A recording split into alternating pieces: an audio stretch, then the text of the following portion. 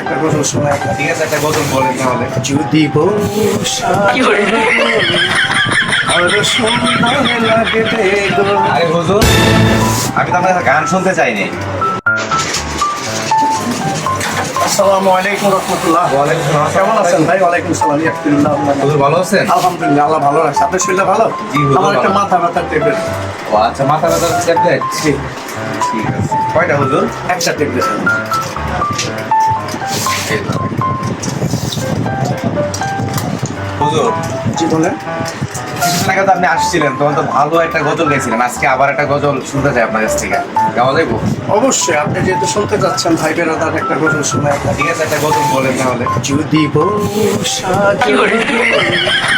আরো সুন্দর লাগে গো। আরে হুজুর, আমি তো আপনার কাছে গান শুনতে চাইনি।